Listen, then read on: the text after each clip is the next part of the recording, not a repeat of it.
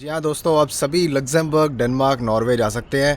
कल दोस्तों मैं ना कॉल ले रहा था, तो कल कुछ कंसल्टेशन कॉल्स के ऊपर मेरे बहुत सारे भाइयों ने जो है मुझे पूछा था, ठीक है, इस बारे में कि लग्जमबर्ग, डेनमार्क या नॉर्वे के बारे में उनको ऑलरेडी मतलब ऐसी प्लेसमेंट एजेंसीज मिल गई हैं। चंडीगढ़ के अंदर मैं बात कर रहा हूँ, ठीक है, बेसिकली स्पेसिफिक मैं एरिया की बात नहीं कर रहा हूँ, लेकिन बहुत सारे लोगों ने मुझे बताया था ऐसा।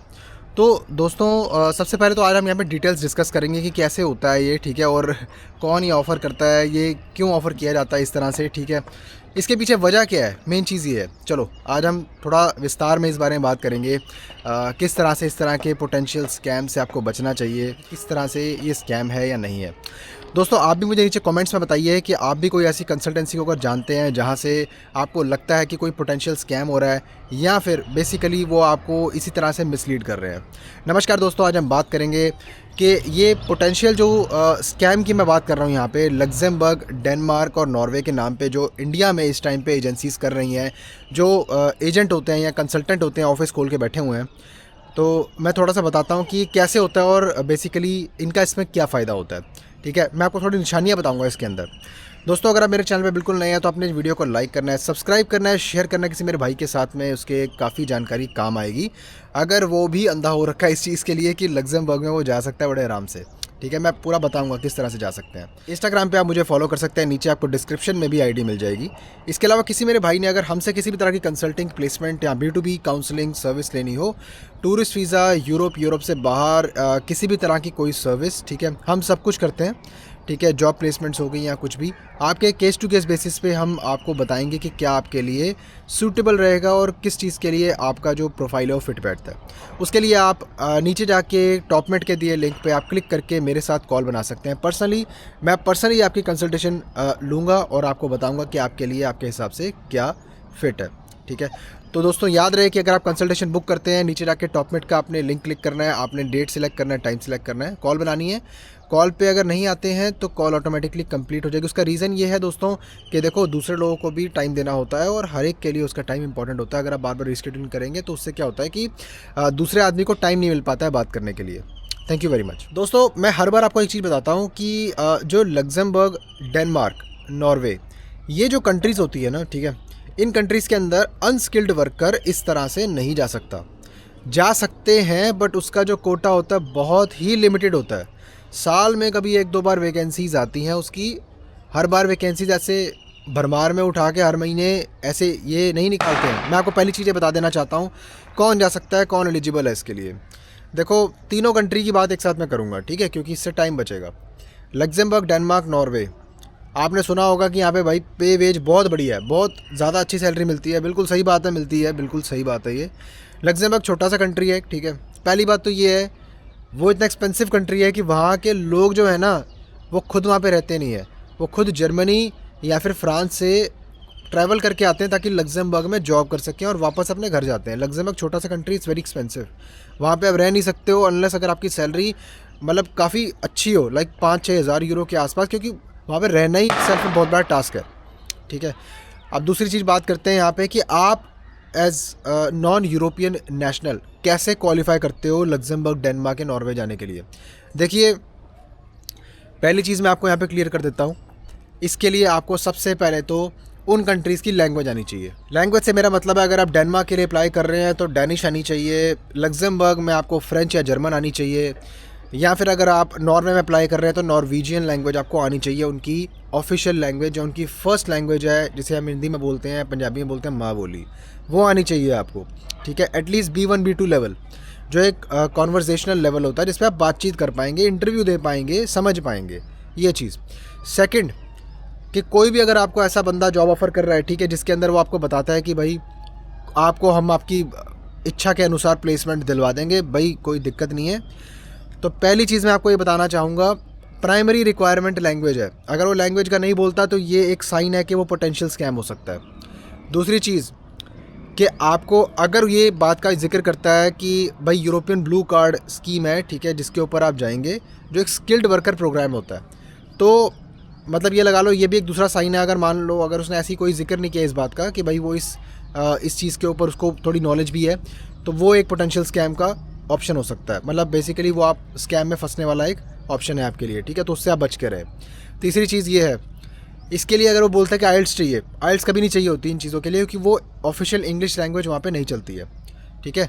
हाँ, ये हो सकता है कि आपको फ्रेंच का टेस्ट देना पड़े, ठीक है, जैसे आइल्स होता है वैसे ही सर्टिफिकेशन टेस्ट होते हैं अलग अलग लैंग्वेजेस के लिए, हो सकता है वो देना पड़े आपको, ठीक है। बाकी इसके अंदर फास्ट ट्रैक वीज़ा प्रोग्राम्स होते हैं, इसके अंदर स्पॉन्सर की रिक्वायरमेंट होती है। स्पॉन्सर अगर आपको मिल रहा है, ये लैंग्वेज की रिक्वायरमेंट, और दूसरा स्किल्ड बेस्ड जॉब, यानी कि आईटी में हो आप, इंजीनियर हो, प्रोफेसर हो, या अगर आप बेसिकली लैब में काम करते हो, फार्मासिस्ट हो, डॉक्टर हो, नर्सिंग में हो, या किसी भी तरह का कोई बेसिकली आपका ऐसा प्रोफेशन है कि जिसकी डिमांड है बहुत ज़्यादा यूरोप के अंदर, वो आप चेक कर सकते हैं, ठीक है। उसके अकॉर्डिंग अगर आप क्वालिफाई करते हैं तो ही आप जा सकते हैं, वो भी तब आपको अगर स्पॉन्सर मिले तो, ठीक है। ये रिक्वायरमेंट आपने फुलफ़िल कर ली दो, आपकी स्किल को लेके और आपकी लैंग्वेज स्किल और आपकी जो नॉलेज है, ये जो आपकी कैपेबिलिटीज़ हैं उसको लेकर, और तीसरा आपका स्पॉन्सर, बस ख़त्म, यही चीज़ चाहिए। उसके बाद में ऑटोमेटिकली आप क्वालिफाई कर जाते हैं यूरोपियन ब्लू कार्ड स्कीम के लिए, जिसमें आप स्किल्ड वर्कर वीज़ा अप्लाई कर पाएंगे। आपका बल्कि आपका एम्प्लॉयर ही आपको सब कुछ करके देगा, 7 से 10 दिन में या 15 दिन में maximum fast track visa program होता है। वीज़ा आपका तुरंत ही इसमें लग जाता है, इसमें कोई आपको बहुत ज़्यादा लंबा वेट नहीं करना पड़ता है, ठीक है। तो ये चीज़ें होती हैं दोस्तों, ये आपने ध्यान रखना है। मुझे पता नहीं कहाँ से लोग, मतलब चंडीगढ़ में कहीं, पता नहीं मोहाली में, पता नहीं कहाँ से कोई एजेंट भाई हमसे ही, है ना, पे आफ्टर वीज़ा ये वो, मैं बताता हूँ ये क्या करते हैं पे आफ्टर वीज़ा, आप ध्यान से सुनना अब यहाँ पे, ठीक है, बताता हूँ मैं आपको। जो मेरे भाई पे आफ्टर वीज़ा के चक्कर में पड़ते हैं ना, मैं आपको खास तौर पे चीज़ बता दूँ, यूरोप में 1 रुपये का काम आप बिना पैसे दिए नहीं करवा सकते, ठीक है। ये मैं आपको बता रहा हूँ, रियल टाइम बेसिस पे सिचुएशन है ये, ठीक है, क्योंकि हर चीज़ का खर्चा होता है, डॉक्यूमेंटेशन का, टेस्टेशन का, लेबर अप्रूवल्स लेने का, स्पॉन्सर्स की फ़ीस होती है, हर चीज़, मतलब टोटली पूरा जो है ना, चार्जेस पूरे हर जगह पे लगते हैं, सही है। कोई बंदा आपको ये दावा कर रहा है भाई, ठीक है, कोई इंडिया में कहीं कंसल्टेंसी उसकी खुली हुई है, पे आफ्टर वीज़ा में क्या करते हैं ये लोग, आपसे नहीं, कम से कम 100 बंदों से, 200 बंदों से ये फ़ाइल्स पकड़ लेते हैं, ठीक है। उनसे फ़ाइल्स पकड़ लेंगे, उनके चेक और पासपोर्ट रखवा लेंगे, फिर बंदा बैकआउट नहीं हो सकता। मैं आपको रियल टाइम बेसिस पे सिचुएशन बता रहा हूँ दोस्तों, ध्यान से सुनना प्लीज़। अब उन्होंने क्या करना है, चेक और पासपोर्ट रख लिए तो आप वैसे भी कहीं और अप्लाई नहीं कर पाओगे, आप उसके लिए उसके साथ में जो है बंद गए हो। अब उसने आपको कहना है कि भाई ये आपका ऑफ़र लेटर है। ऑफ़र लेटर दोस्तों कोई भी बना सकता है, आप भी बना सकते हैं, ठीक है। ऑफ़र लेटर स्टैंप पे लगा के आपको बना के दे देगा, जी आपका ऑफ़र लेटर आ गया, ट्रांसलेट करके दिखा देगा आपको। अब जी हमें आप दे दीजिए 25,000 रुपये या फिर 30,000 रुपये, 50,000 रुपये, जो भी जो जिसका रेट है वो मांगेगा।